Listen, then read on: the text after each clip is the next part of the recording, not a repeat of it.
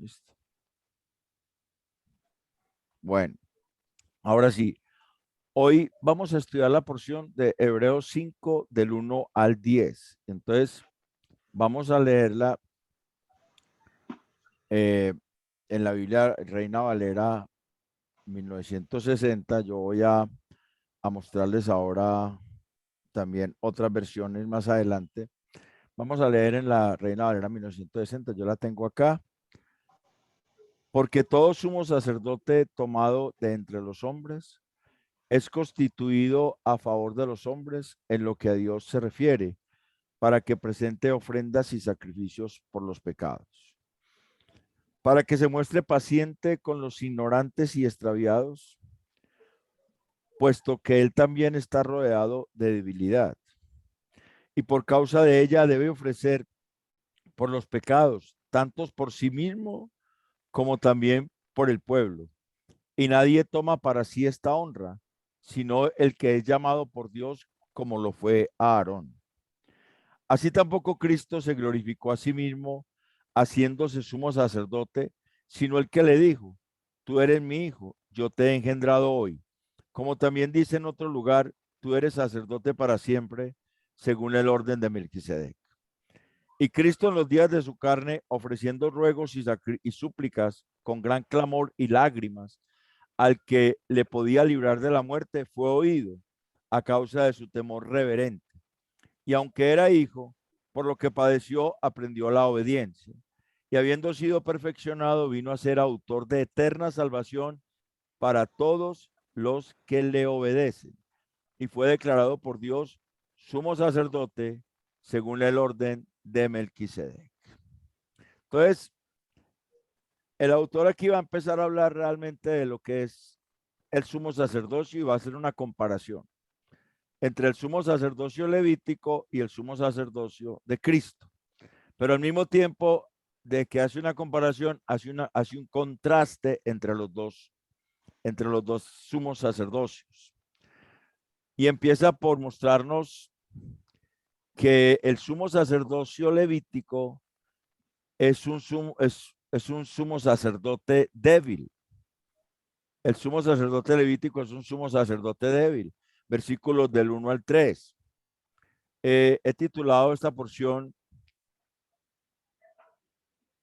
El sumo sacerdocio de Cristo es superior, o Cristo como sumo sacerdote sobre todo sumo sacerdote.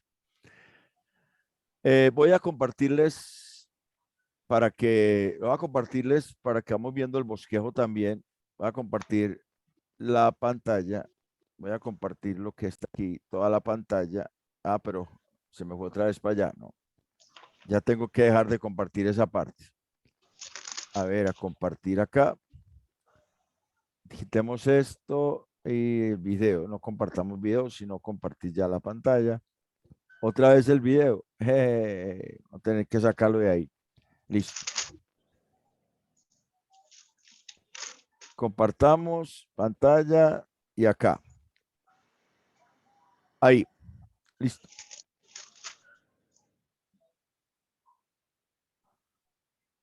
Cristo sumo sacerdote, sobre todo sumo sacerdote. Lo primero que nos dice es que el sumo sacerdote levítico es un sumo sacerdote pecador. O sea, la palabra dice que él es un sacerdote que está rodeado de debilidad. Y esa palabra rodeado de debilidad significa cercado de fragilidad. Es la misma palabra que también traduce enfermedad. Y que al mismo tiempo implica que ese sumo sacerdote rodeado de esa enfermedad o fragilidad yace inoperante y absolutamente indefenso ante su propia debilidad. Y eso es un contraste con el sacerdocio de Cristo. Entonces, el sumo sacerdote arónico o levítico es tomado por Dios de entre los hombres, ¿cierto? Dios lo toma de entre el pueblo. Según la ley, tenía que ser alguien de la tribu de Leví, y el primero fue Aarón, y es el que aparece en el versículo 4, ¿cierto? y nadie toma para sí esta honra, sino el que es llamado por Dios, como lo fue Aarón, y la descendencia de Aarón. Y Jesucristo no es de la tribu de Leví, sino de la tribu de Judá. Y ahorita vamos a mirar cómo es que ese sumo sacerdote de Cristo es superior. Entonces, ese sumo sacerdote levítico es constituido por Dios a favor de los hombres para que presente ofrendas y sacrificios por los pecados. Y aquí dice la Reina Valera que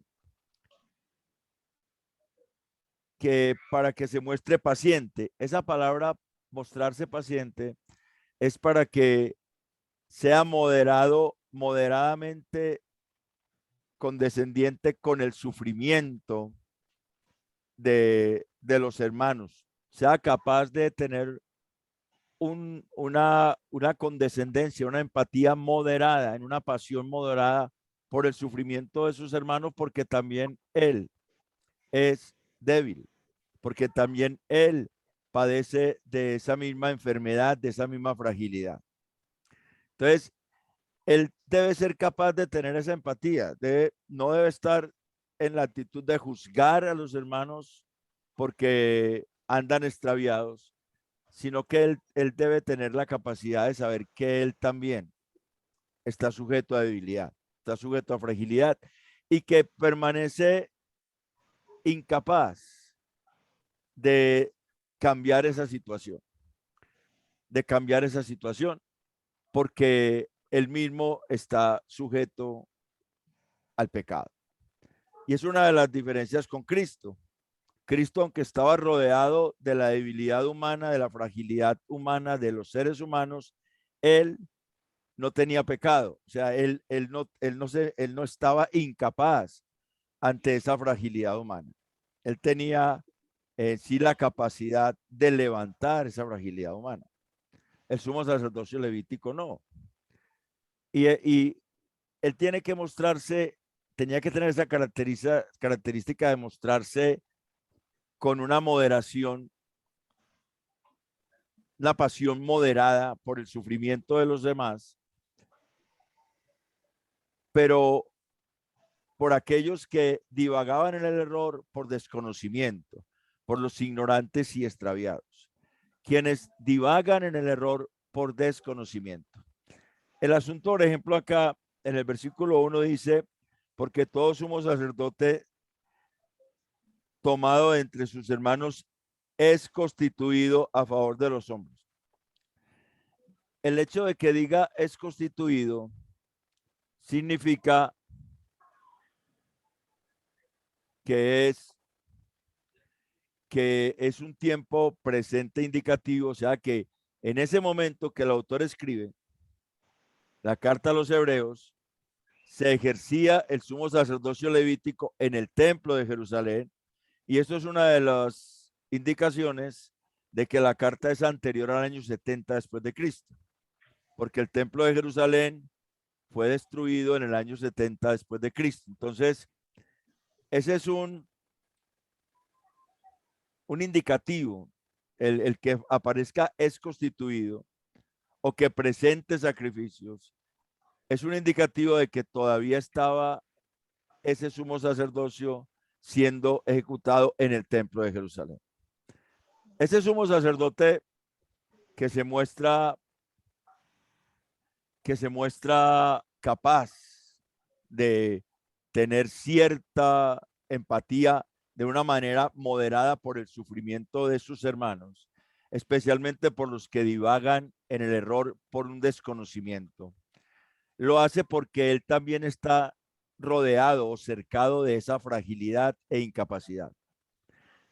Tanto que él mismo debe presentar sacrificios por sus pecados y una vez limpio, presentar sacrificios por el pueblo. Voy a pedirle el favor a alguien que me lea Levítico 16, que es la referencia de ese sacrificio que se presentaba en el día de la expiación. 16 que... Levítico 16, del 1 a... Dame todo el capítulo, pero vamos despacio, porque Listo. necesitamos ir aclarando cosas, hermano. Muy bien. Ahí hay mucho que aclarar y Sí, es bueno que lo vamos aclarando despacio, no tenemos como mucho afán. Son bueno, 20, gloria a Dios. 34 versículos, pero bueno, vamos a... O lo partimos en dos, yo leo hasta el 20 y alguien no, del 20 al 34. empecemos en el versículo, empecemos ahí con el sacrificio que hace Aarón por él mismo. Ah, en el 2. En el versículo, versículo 6. Ah, listo, listo. Versículo Ok, 6. leemos. Y hará traer Aarón el becerro de la expiación que es suyo, y hará la reconciliación por sí y por su casa. Bueno, entonces ahí paremos. Sí. Él tenía que presentar sacrificios por él mismo. Esto es algo que se instituyó, que es el Yom Kippur, que es el día de la expiación o día del perdón, en que el sumo sacerdote tomaba un becerro y un carnero para el holocausto, un becerro para el sacrificio y un carnero para el holocausto. Ese sacrificio lo hacía a favor de él y de su casa, para limpiar sus pecados. Y eso se hacía en el mes séptimo del calendario judío, que es septiembre, en el día 10. Era el día, cada año se hacía eso. Pero después de que él hacía eso y rociaba con su sangre el altar y consagraba todo, él tomaba también, y ahí te voy diciendo para que no leamos todo, él tomaba también dos machos cabríos y un carnero para el holocausto, que eran sacrificios por el pecado del pueblo. Esos machos cabríos, uno se sacrificaba ahí en el altar, se rociaba la sangre, su grosura se sacaba y se quemaba afuera del tabernáculo, y a otro se le ponía las manos encima y se le simbolizaba que ese macho cabrío era enviado con los pecados al desierto para Azazel o a Azazel, ¿cierto? Entonces, ¿qué es Azazel?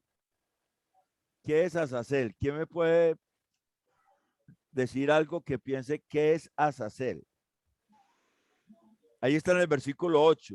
Y echará suerte a Aarón sobre los dos machos cabríos, una suerte por Jehová y otra suerte por Azazel, ¿cierto?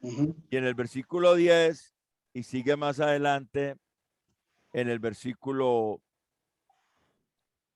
20,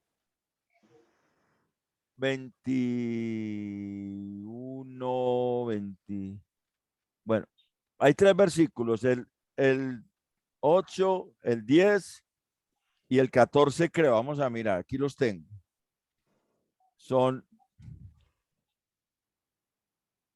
Aquí los tengo, déjeme, yo los encuentro. Por Azazel, se le llevaba a Azazel. Está en el versículo 26 también, 8, 10 y 26. ¿Qué es Azazel o qué simboliza Azazel? ¿O qué hemos pensado que es Azazel? El autor de Hebreos está hablando de ese momento en que el sumo sacerdote hacía expiación cada año por los pecados de él, pero también por los del pueblo. Primero hacía por los de él, y ya limpio él, entonces hacía por los pecados del pueblo. Y por los pecados del pueblo, él sacrificaba un macho cabrío o un chivo expiatorio, porque así también se traduce. Y con él regaba con la sangre de ese animal, regaba también, así como había hecho con el becerro que había sacrificado por él. Pero sobre el otro macho cabrío que no mataba, él ponía las manos para que todos los pecados del pueblo, o sea, simbolizaba que los pecados del pueblo se trasladaban a ese macho cabrío, y ese macho cabrío se llevaba al desierto a Azazel. Entonces, ¿qué simbolizará Azazel? Y uno mira el sacrificio de Cristo, y Jesucristo es el que es sacrificado por los pecados del pueblo, pero también el que es sacado fuera del campamento, porque la cruz del Calvario, el monte Calvario quedaba fuera de la ciudad de Jerusalén. Y el que era crucificado era maldito. Por eso era fuera de la ciudad, porque la ciudad se consideraba la ciudad santa, entonces ahí no podía estar nadie considerado maldito. ¿Por qué los ciegos y los leprosos y muchas enfermedades, esas personas muchas veces no entraban, no podían entrar a la ciudad porque eran considerados malditos? Cuando Jesús sale, también simboliza ese macho cabrío que sale con los pecados del pueblo a Azazel. Entonces, Azazel significa como un lugar que es la presencia del favorable de Dios, o como quien dice lo que nosotros consideramos como el infierno. Y uno lee, por ejemplo, la primera carta de Pedro, capítulo 3, y dice que Jesucristo en espíritu descendió al infierno. ¿Sí o no? Uno lee en la primera carta de Pedro, él fue allá. Entonces, el hecho es que no bastaba solamente con que el pueblo fuera perdonado de los pecados, sino que los pecados eran echados fuera del pueblo. Los pecados eran echados afuera. Dios siempre ha querido vivir en medio de un pueblo limpio. Y esa era la función del sumo sacerdote en el Antiguo Testamento. También mandar ese macho cabrío a Azazel. La misma figura metafórica está en Miqueas 7:6. En Miqueas 7:6 dice que él perdonará los pecados de su pueblo y los echará ¿a dónde? A lo profundo de la mar. A lo profundo de la mar. O sea que no es solamente perdonar, sino echarlos fuera, donde esos pecados no tengan injerencia en el pueblo. Ese simbolismo que hacía el sumo sacerdote cada año es lo que Jesús hace en la cruz. Solamente que Jesús lo hace perfecto. Entonces, los pecados que eran nuestros han sido echados fuera de la iglesia. Han sido echados fuera de la iglesia por Cristo Jesús. Él los ha tomado, pagó por ellos, pero también los llevó afuera. O sea que ese simbolismo está representando a Cristo.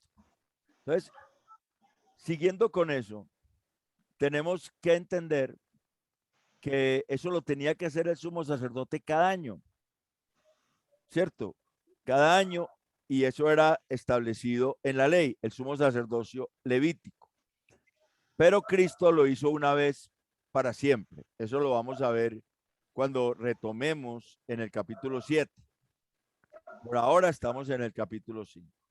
Lo primero es que eso nos está demostrando que ese sumo sacerdote levítico era un sumo sacerdote frágil, era un sumo sacerdote débil, era un sumo sacerdote pecador, porque cada año tenía que hacer lo mismo. Cada año tenía que hacer lo mismo. Él no quedaba limpio de por vida, sino que cada año tenía que hacer el mismo ritual. Había que renovarlo. Él tenía que hacerlo cada año y tenía que lidiar con los pecados de todo el pueblo. O sea, él tenía que mostrarse una persona que fuera empática, que entendiera que estaba rodeado de debilidad y que él mismo era pecador y débil, y en esa fragilidad de él estaba indefenso ante el pecado.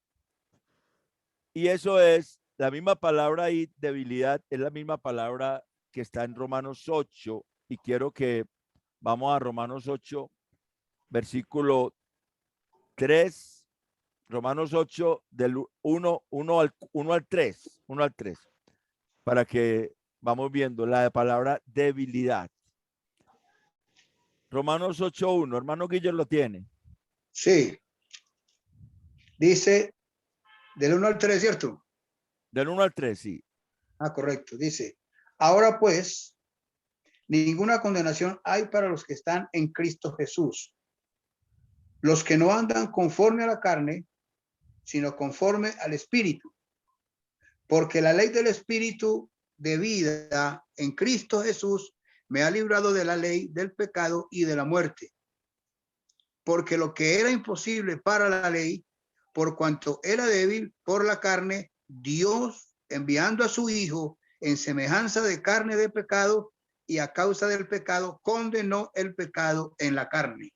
Esa palabra en el versículo 3 que dice, porque lo que era imposible para la ley, por cuanto era débil por la carne, esa es la misma palabra que dice allá, rodeado de debilidad, frágil. La ley era débil contra los apetitos de la carne. Por eso es que el sacerdote tenía que hacerlo cada año. Él tenía que entender eso. El sumo sacerdote tendría que entender eso. Pero Cristo condenó al pecado en la carne. O sea, Cristo ya viene y ese simbolismo lo toma y hace que eso sea realidad de por vida, no solamente cada año, cada momento, sino que es algo que ya se hizo una vez por siempre. Ese es el asunto. Es un sumo sacerdote que no, aunque está rodeado de debilidad, alrededor de él, en su tiempo, en su ministerio terrenal, se relacionó con hombres pecadores. Él no estaba indefenso ante esa condición del hombre pecador. Él no se tenía que quedar postrado sin poder hacer nada ante esa condición de los que le rodeaban. Él sí tenía el poder para cambiar esa condición y lo tiene. Y por eso es que ese macho cabrío que fue al desierto a Azazel, esos pecados que eran cada año sacados, ahora han sido sacados una vez por siempre. A través de Cristo. Por Cristo, porque Él es nuestro gran sumo sacerdote. Ahí tenemos una comparación entre Cristo y Aarón, o el sumo sacerdote levítico. La comparación es que era tomado de entre los hombres y por eso Él se hizo hombre, sino el sumo sacerdote tenía que ser un hombre, no podía ser Dios el sumo sacerdote. Él se hace hombre, se viste de fragilidad, se viste de una condición de carne, se despoja de su gloria y aclaramos, no de su divinidad, sino de su gloria, no de su divinidad. Jesucristo no se despojó de su divinidad, se despojó de su gloria, porque Él es 100% Dios y 100% hombre. Si nosotros decimos que Cristo se despojó de su divinidad, entonces nadie nos ha podido rescatar porque ningún hombre podía haber pagado el precio de una vida santa, sin mancha, para poder justificarnos. Entonces él se humilla a sí mismo, se hace hombre y en esa condición de hombre, él rodeado de hombres débiles, de hombres pecadores, ejerce su ministerio, pero con una diferencia a la del sumo sacerdote. Él no tiene que quedarse indefenso ante su propia fragilidad porque él no tenía pecado.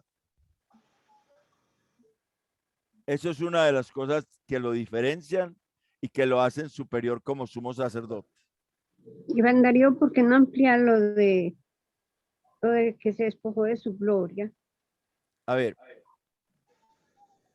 en Filipenses 2, del 5 en adelante, uno puede leer, haya pues en vosotros este mismo sentir que hubo en Cristo Jesús, el cual siendo en forma de Dios, no estimó esto como cosa a que aferrarse, sino que se despojó a sí mismo, haciéndose hombre y haciéndose siervo, y en su condición de hombre fue obediente hasta la muerte y muerte de cruz.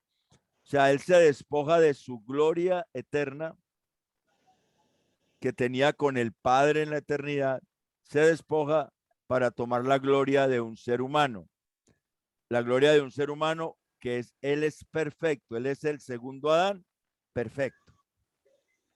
Entonces, él mismo en Juan 17 ora al Padre, ¿cierto? En Juan 17 dice, Padre, donde yo esté, yo quiero que estos estén para que vean mi gloria, la gloria que tú me diste antes de que el mundo fuese. Y cuando el Señor resucita, en Mateo 28, 18, que es la gran comisión, lo primero que él dice es: toda potestad me es dada en el cielo y en la tierra. O sea, toda autoridad me es dada. Él, en su condición de resucitado, retoma toda la autoridad, porque él, cuando se hace hombre, como que deja parte de su autoridad. Y cuando resucita, toda esa autoridad le es retornada. O sea, él deja su gloria, deja su excelencia en la eternidad y se viene y se hace hombre, pero no deja de ser Dios. No deja de ser Dios. Por eso en la cruz murió Dios. Y eso es lo bonito del Evangelio, que el absolutamente santo, puro, omnisciente, inmortal Dios se hace mortal para salvar a sus criaturas, para dar su vida por sus criaturas. Y vamos a verlo cuando sigamos acá. Vamos a ver que hay algo que Jesucristo hace que sin eso era imposible para nosotros la salvación. Lo primero entonces es que el sumo sacerdote levítico es un sumo sacerdote pecador. Aunque es tomado de los hermanos, es hombre, está a favor del hombre para Dios, o sea, él intercede por los hombres delante de Dios. Dios no tiene necesidad de que nadie interceda por él, pero sí él intercede por los hombres delante de Dios y hace los sacrificios cada año, ese levítico, del macho, el becerro por él, los machos cabríos, el que sacrificaba por el pueblo y el que se enviaba a Sacel. Y él tenía que mostrarse muy empático, moderadamente apasionado por el sufrimiento de los que por el error divagaban porque no conocían a Dios. Él no era ningún juez. Él no tenía que venir a decir: es que usted ya está condenado. Él no podía condenar. Él simplemente intercedía. Intercedía a favor del pueblo. Ese sumo sacerdote lleno de debilidad, rodeado de debilidad, pero también él mismo era débil por el pecado y en su fragilidad no tenía ningún poder para luchar contra la debilidad de los que le rodeaban. Ese es el sumo sacerdocio levítico. Era establecido por Dios, tenía que ser de la tribu de Leví, Aarón fue el primero, los hijos de Aarón, y ahí siguió una línea del sacerdocio levítico que cada vez este sumo sacerdote se escogía entre los sacerdotes y era el encargado de, una vez al año, liderar estos sacrificios del día de la expiación, que los judíos lo conocen como el Yom Kippur. Eso es lo primero. Lo segundo que tenemos es que voy a compartir. ¿Qué pasó acá? Voy a compartir. Lo segundo que tenemos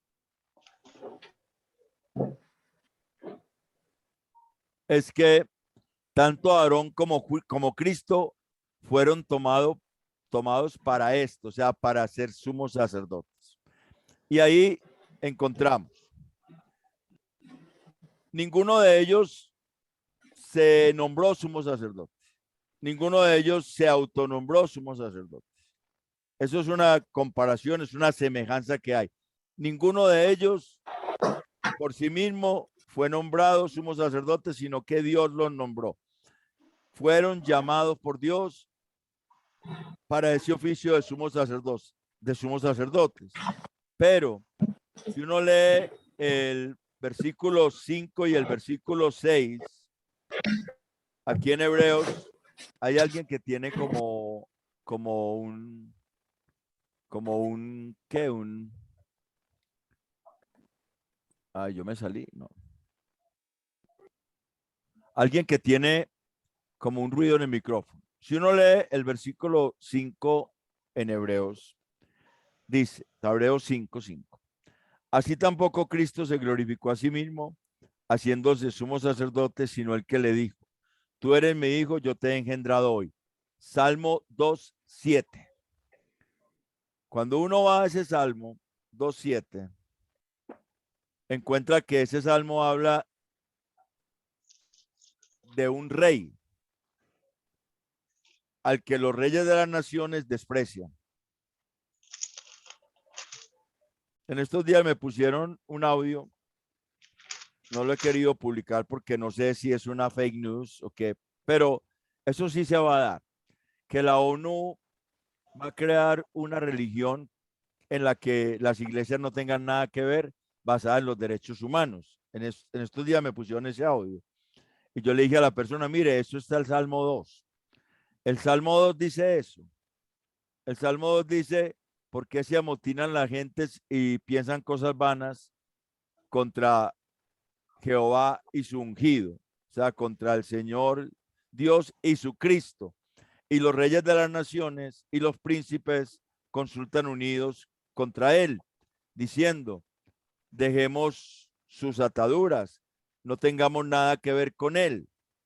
O sea, esas leyes, el Salmo 2 nos está presentando unos reyes de la tierra que desprecian al rey del universo, que es precisamente el Señor Jesucristo. Porque allá está, allá donde está, en el versículo 6 dice, yo he puesto mi rey sobre Sión.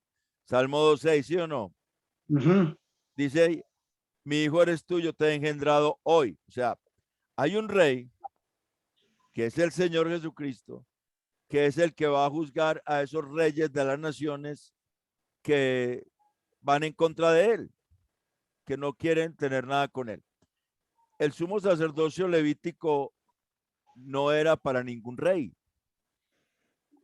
El sacerdote levítico no era rey, sino sacerdote. Entonces, en Cristo se juntan, en el sacerdocio de Melquisedec, se juntan rey y sacerdote, porque si uno se adelanta un poquito a Hebreos 7, dice, porque este Melquisedec, rey de Salem, ya habló de que era rey, sacerdote del Dios Altísimo, ahí está. El sumo sacerdote, según el orden de Melquisedec, es rey y es sacerdote. Es superior al sacerdote levítico porque el sumo sacerdote levítico no es rey. No tiene poder para decretar nada, solamente es para interceder. En cambio, el sumo sacerdote, según el orden de Melquisedec, es rey y es sacerdote. Por eso están estos dos salmos unidos ahí. El Salmo 2:7 y el Salmo 110:4, porque el versículo 6 dice, como también dice en otro lugar, tú eres sacerdote para siempre según el orden de Melquisedec. Entonces, aquí estamos viendo que ese sumo sacerdote, según el orden de Melquisedec, es superior al sumo sacerdote levítico, simplemente porque ese sumo sacerdote también es rey. No es simplemente sumo sacerdote, sino rey. Tiene poder para interceder, para presentar su sacrificio. Él mismo se presenta como el sacrificio. Y tiene poder para decretar y para condenar y quebrantar. Porque si usted mira el Salmo 2, que es el que está aquí 2:7, en el Salmo 2, él dice que va a juzgar y va a quebrantar a las naciones. Usted lee el Salmo 2 y ahí dice,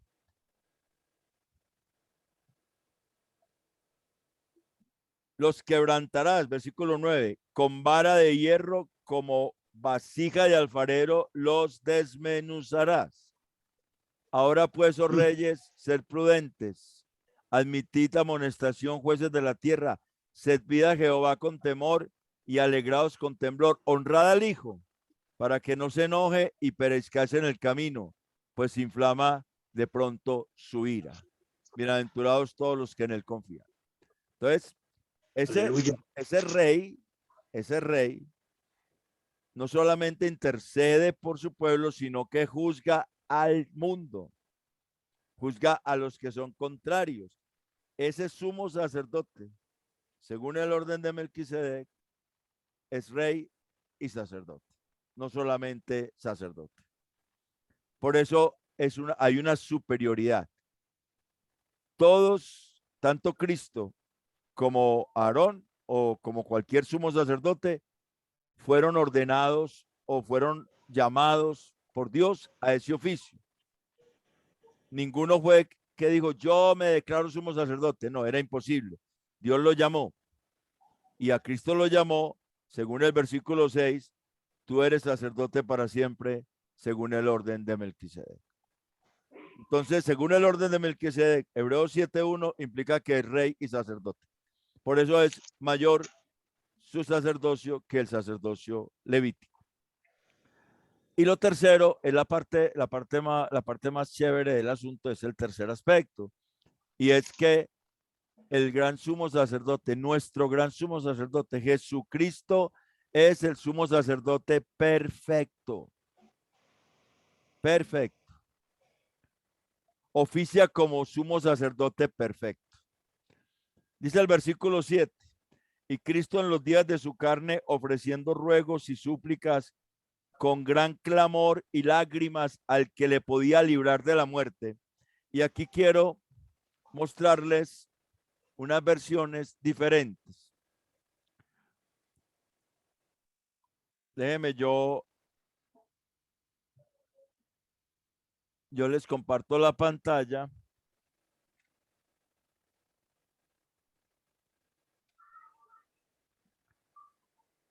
Déjenme, yo les comparto la pantalla.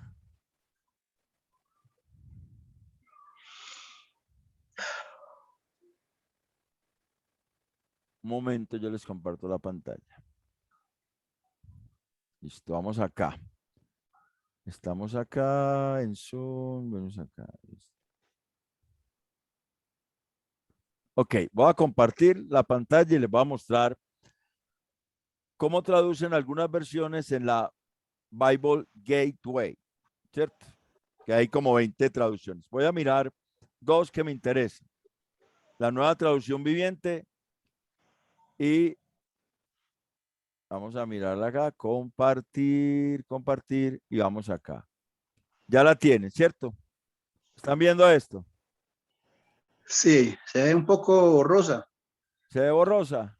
Sí. ¿Toda la ven borrosa o solamente Guiller? No, yo la veo borrosa, ¿no? No, Pues, no, muy delgadita la letra. No, sí se ve bien. Se ve bien. De pronto si la puedes ampliar un poquito. Se ve bien, se ve bien. Lo que pasa es que aquí no hay forma de ampliar el zoom. Bueno, ahí Pero sí la se ve veo bien. mejor ya. Bueno, Ahí Se la ve amplío un bien. poco. listo. Se ve bien. 2.7, ¿cierto? No, 2.7. Yo porque ¿cuál tengo acá? 2.7, Hebreos 2.7. Hebreos, ¿cuál me mostró? Es que es Hebreos 5, perdón. Yo estaba viendo el 2, 5.7. Vamos a buscar. 5.7. Pero yo la vuelvo a hacer que yo dejo de compartirles porque hice 2.7 y era 5.7, entonces imposible.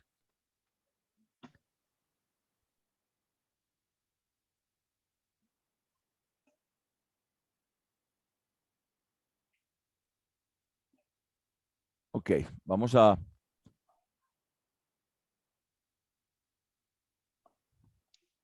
volver acá a la reunión. Vamos a volver a la reunión. Deja de compartir, listo. Vamos a volver acá. Voy a buscarla bien, es la 5.7. Es que puse 2.7, no sé por qué. Bueno, voy a compartir en la pantalla, voy a buscar la Gateway Hebreos. Ajá.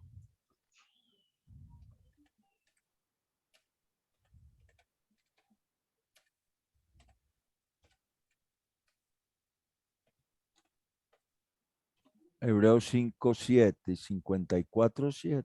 Bueno, aquí hay que ponerle bien Hebreos porque Si le pongo HE, me la confunde con Hechos. Mm. Sí, ya me ha pasado varias veces, entonces por eso Gateway. Okay. ¿La están viendo ya o no? No. Todavía no, listo. Entonces vamos a compartir. Ahora sí. Vamos Ahora a sí. la N, la NT, espera, no busco la Biblia la versión que me interesa. La N, mira esta que estoy acá, esta que le estoy subrayando. Acá, esta. La NTV, Nueva Traducción Viviente, dice, mientras estuvo aquí en la tierra, Jesús ofreció oraciones y súplicas con gran clamor y lágrimas al que podía rescatarlo de la muerte. Y Dios oyó sus oraciones por la gran reverencia que Jesús le tenía. Aquí no dice librarlo, sino rescatarlo. Ya nos va dando una idea de que era rescatarlo de entre los muertos, o sea, resucitarlo. Él no estaba orando para no ir a la muerte, sino para que su sacrificio fuera verdaderamente valioso. Porque sin la resurrección, entonces no hubiese habido verdaderamente aceptación de ese sacrificio por parte del Padre.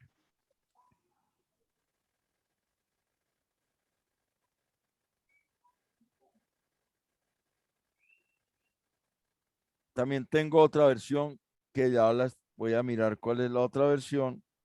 Es la Nueva Traducción Viviente y hay otra versión que también dice algo parecido. Voy a buscarla. Déjeme, yo miro acá en el contexto que yo tengo, en el coso que yo tengo, la puedo mirar.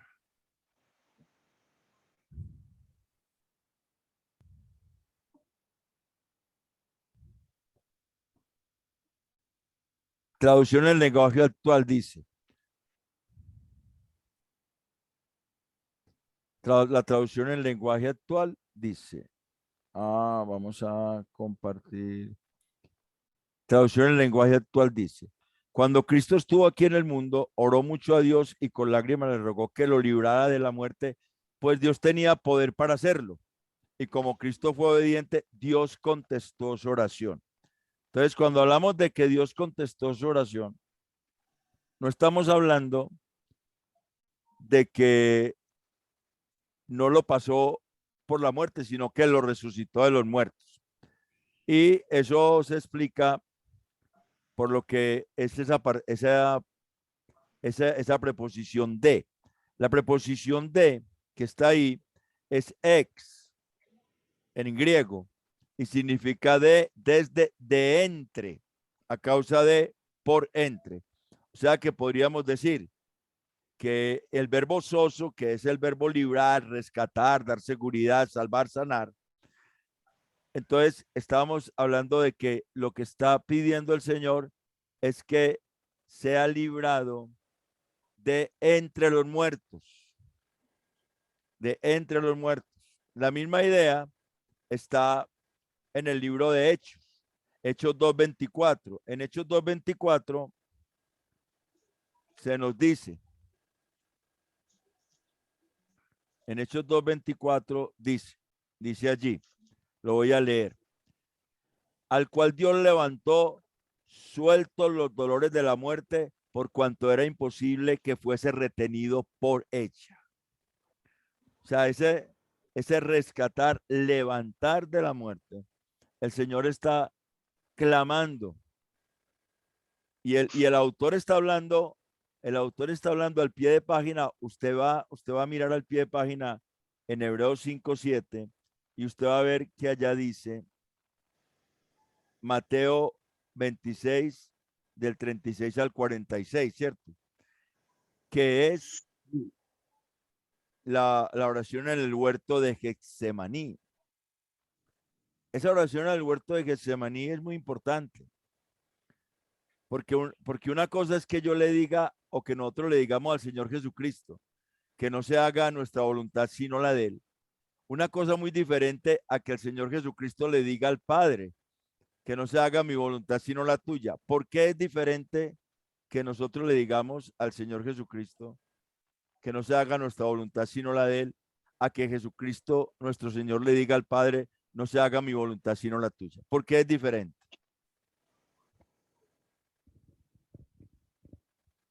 ¿Alguien puede aventurarse? No hay es que esto es bueno porque si uno empieza a organizar las ideas y empieza a argumentar, puede dilucidar cosas. Dime, hermano Guillermo. Porque yo creo que diría, porque nuestra voluntad no puede primar sobre la voluntad de Dios, porque es su Exacto. voluntad sobre nosotros. Porque nosotros somos hombres y Él es Dios. Pero el asunto aquí es que es Dios diciéndole a Dios. No se haga mi voluntad sino la tuya. Hermano, ¿puedo decir algo? Sí, hermano Carlos. Pues parece ser, o sea, obviamente, pues Cristo se sometió, o sea, a la voluntad del Padre. Claro. Aún desde antes de la fundación del mundo, Cristo se sometió y por eso Él vino a la tierra, ¿cierto? Y murió por nuestros pecados, bueno, hizo la obra. Sí, y dime. O sea, pero por sujeción y obediencia. Lo que pasa es que cuando el Señor Jesucristo dice, no se haga mi voluntad, la voluntad de Él es perfecta, porque es Dios,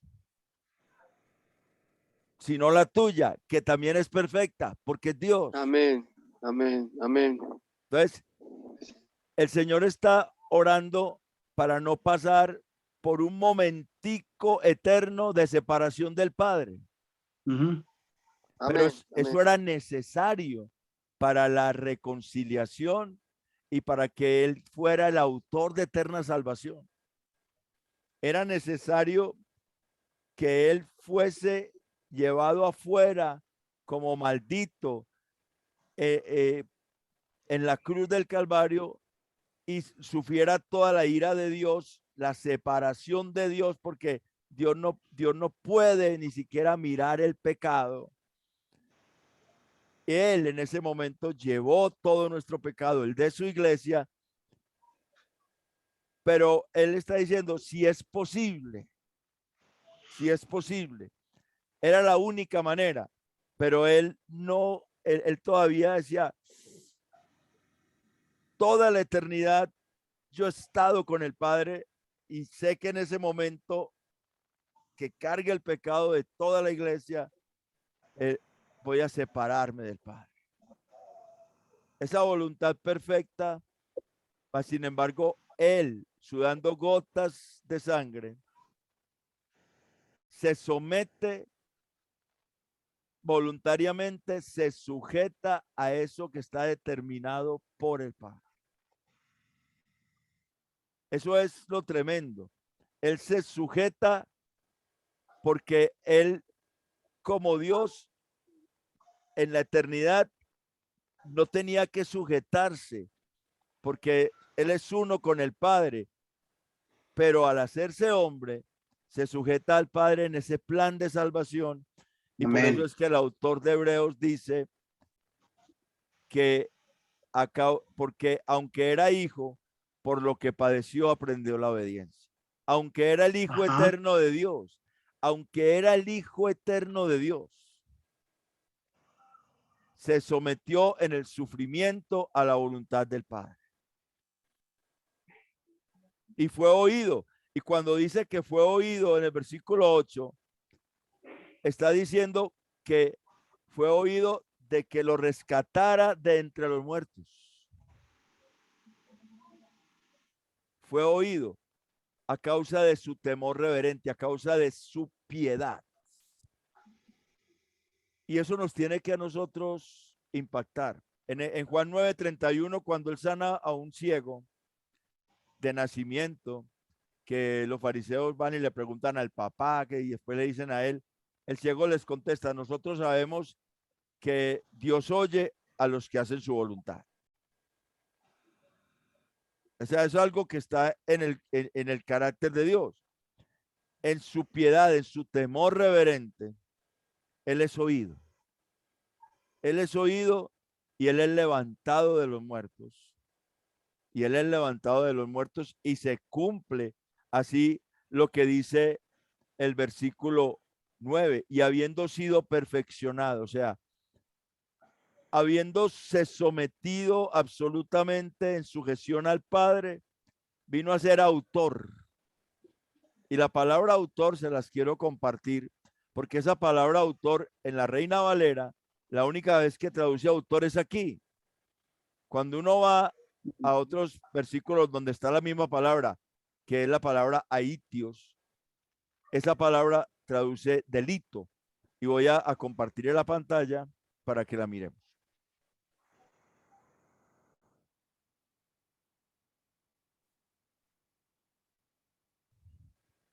Estudio del término aitios. En Lucas 23:4, lo podemos ir leyendo si quieren. Lucas 23:4. Alguien que me ayude con los textos, ahí lo están viendo. Y Lucas 23:14 y 23:22. Y Juan 18:38, 19:4 y 19:6. ¿Qué dice Lucas 23:4? Dice así, 23:4, dice, y Pilato dijo a los principales sacerdotes y a la gente, ningún delito hallo en este hombre. Delito. Sí, Se ningún relaciona delito. eso. O sea, no hay ningún motivo legal para demandar un juicio contra Cristo. Eso es lo que Pilato está diciendo. No hay ningún motivo legal. Y esa es la misma palabra que allá traduce autor. Lucas 23:14. Y les dijo, me habéis presentado a este como un hombre que perturba al pueblo. Pero habiéndole interrogado, yo delante de vosotros no he hallado en este hombre delito alguno de aquellos que le acusáis. O sea, no había un motivo o razón legal para acusar a Cristo en un juicio. Para acusar a Cristo. Eso se relaciona con eso. 23:22. Sigamos en el 22.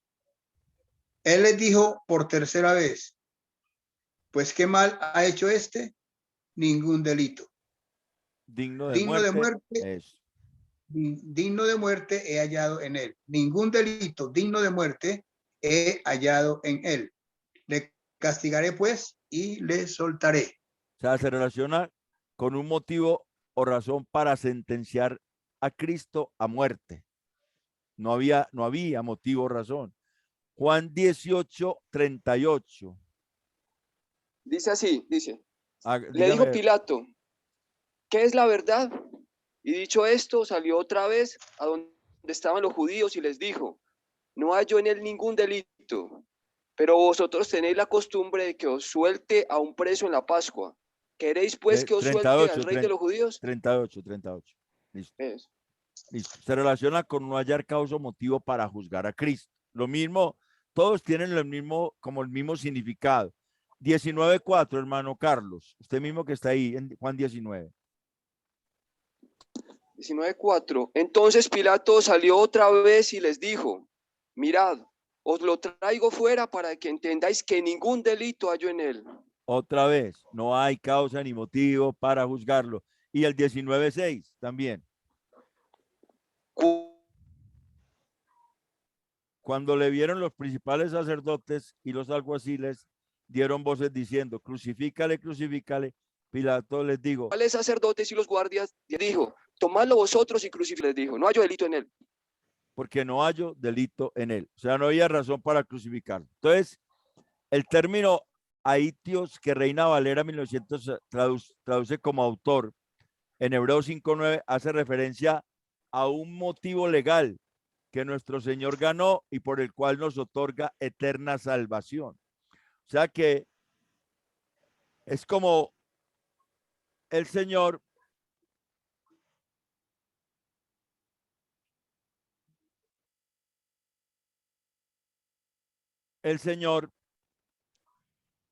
gana nuestra salvación de manera legal.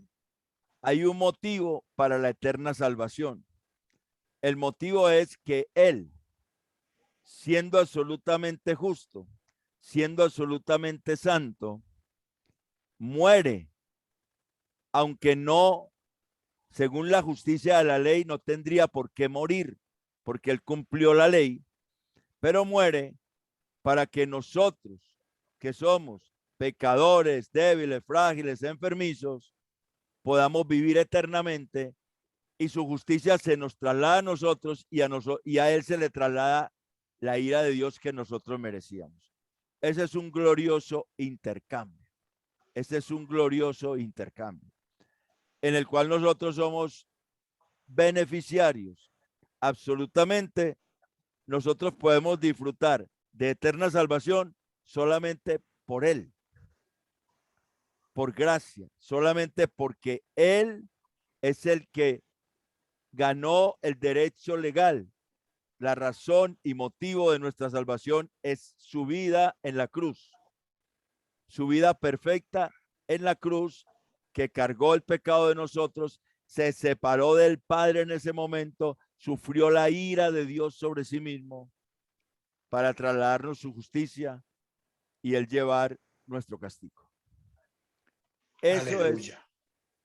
es que la ley se cumple y la justicia de la ley se cumple en Cristo, y por eso Él es autor de una salvación sempiterna. La salvación es eterna, la salvación es segura. La palabra salvación es la palabra sotería, pero aquí está en una conjugación que es soterías. Aquí la tenemos. La palabra salvación es la palabra soterías, que es un genitivo. O sea, cuando es un genitivo quiere decir que le pertenece a Él. La salvación es de Él. La salvación no es de nosotros. Él la ganó, Él nos la regaló. Por eso Pablo dice que nosotros somos más que vencedores. Tenemos una salvación sempiterna porque legalmente la ganó. Porque Él legalmente la ganó y fue perfeccionado como sumo sacerdote. Perfeccionado como un sumo sacerdote perfecto. Perfecto, que se entregó a sí mismo para salvarnos. Ya no, Él no presentó sacrificios, Él se presentó Él mismo como el único sacrificio perfecto que satisfacía la ira de Dios y que legalmente otorgaba la salvación a todos, dice ahí, pero a todos los que le obedecen. Ojo, dice a todos los que le obedecen. Por eso es que Él murió por su iglesia. Él no murió por todos, Él murió por su iglesia. Él ganó la eterna salvación legalmente para todos los que le obedecen. Su iglesia. La palabra obedecer es sujetarse al oír su voz y encaminarse en ella. Los que le obedecen a su voz en la palabra, en la escritura. Esa es su iglesia. Y como consecuencia de ello, fue declarado por Dios sumo sacerdote según el orden de Melquisedec.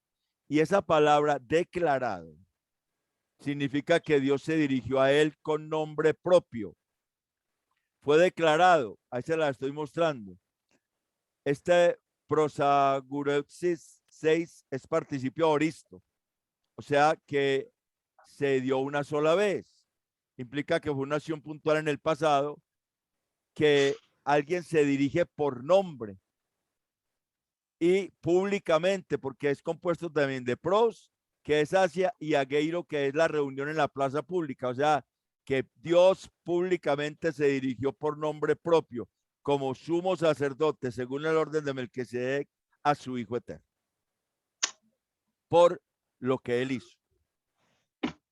Dios juró, ¿cierto? Tú eres sumo sacerdote según el orden de Melquisedec. Y Jesucristo cumple con esa expectativa y Dios ya se dirige a él por nombre propio, sumo sacerdote, según el orden de Melquisedec.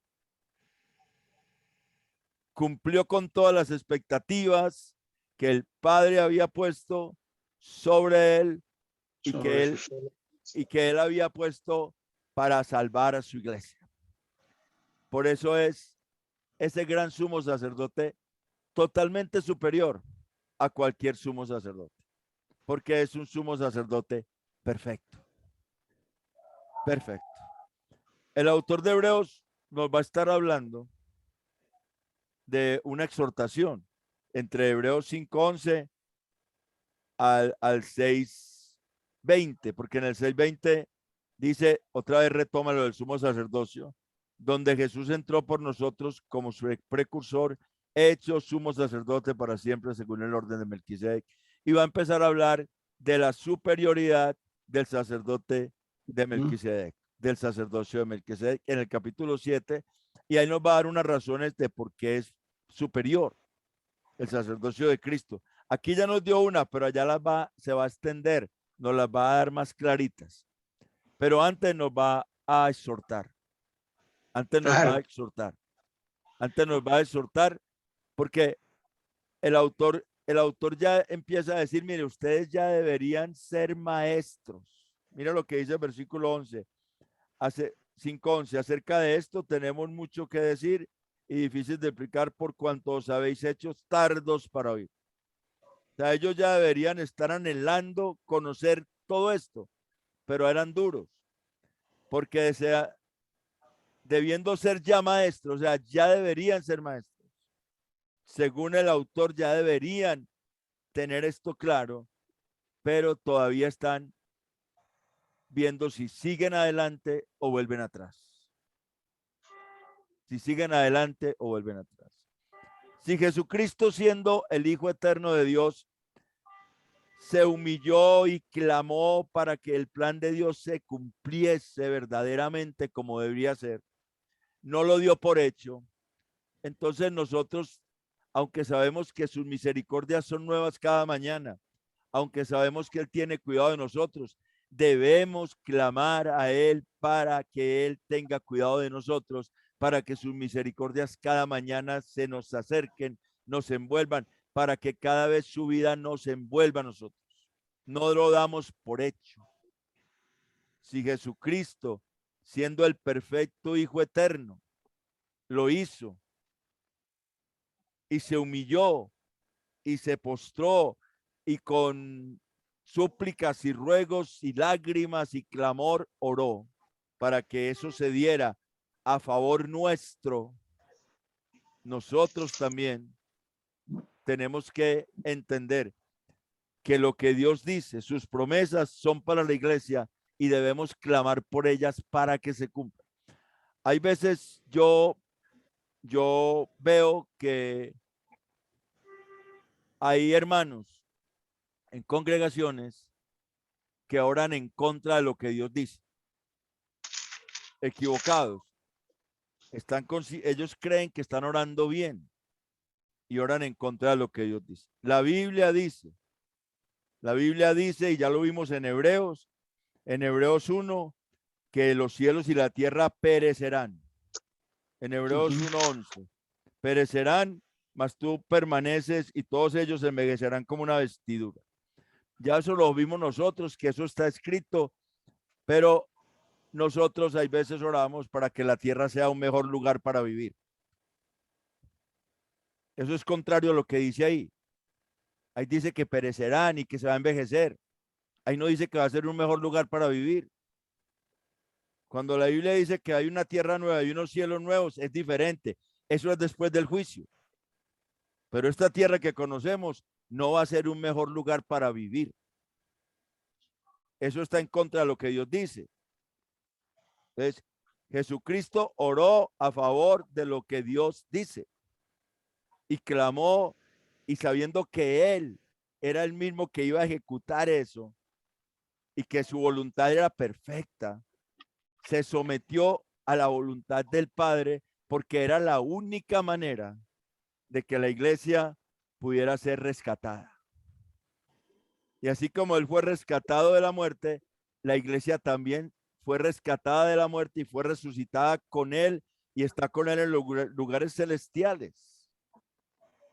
Y nosotros tendremos que partir y morir si el Señor no viene antes, pero sabemos que Él nos levantará, que Él nos levantará para su gloria.